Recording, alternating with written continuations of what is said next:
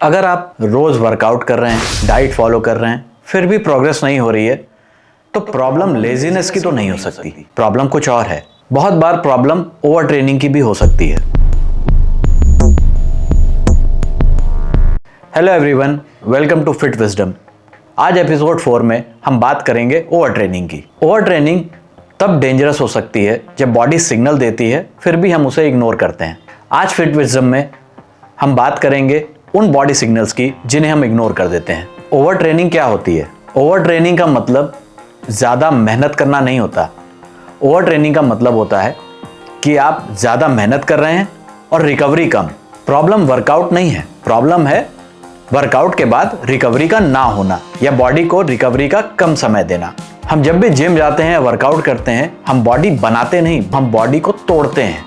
Growth के लिए हमें रिकवरी चाहिए होती है। अब आते हैं उन साइंस पे जिन्हें हम ज्यादातर इग्नोर कर देते हैं। वर्कआउट के बाद नींद बेहतर होनी चाहिए। अगर नींद हल्की आ रही है या बार बार टूट रही है तो ये पहला रेड फ्लैग है। अगर आप आराम करने के बाद भी थकान महसूस करते हैं तो ये डिसिप्लिन नहीं, नर्वस सिस्टम का फटीग है। तीसरा सिग्नल है परफॉर्मेंस का गिरना।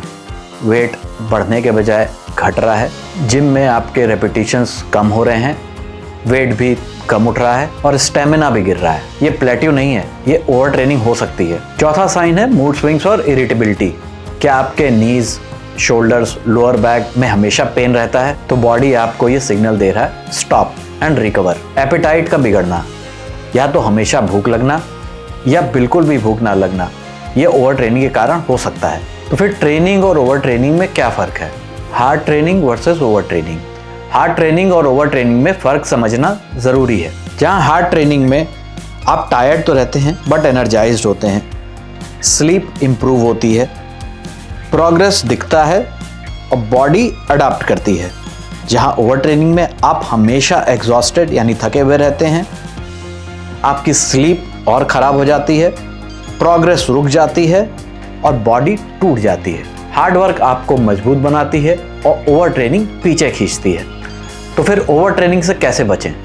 कुछ सिंपल रूल्स अपनाइए, जैसे हफ्ते में एक दिन रेस्ट डे जरूर रहे, हर 6 से 8 हफ्ते की ट्रेनिंग के बाद एक डीलोड वीक, स्लीप को प्रायोरिटी दें, कैलोरीज को बहुत ज़्यादा कट ना करें और बॉडी सिग्नल्स को वीकनेस ना समझें। याद रखिए, प्रोग्रेस का कोई शॉर्टकट नहीं होता, लेकिन ब्रेक डाउन बहुत जल्दी हो जाता है। फिटनेस का गोल खुद को तोड़ना नहीं है, फिटनेस का गोल है खुद को अडैप्ट करना, हील करना और बेहतर बनाना। अगर आपकी मेहनत आपका हेल्थ छीन रही है तो समय आ गया है अपने डायरेक्शन को बदलने का। फिट विजडम का रूल याद रखें, train hard, recover harder, no hype, no burnout. अगर वीडियो पसंद आया हो तो लाइक, शेयर और सब्सक्राइब कीजिए। अगले एपिसोड में बात करेंगे कंसिस्टेंसी वर्सेस मोटिवेशन। तब तक के लिए याद रखिए, यू आर वेरी स्पेशल।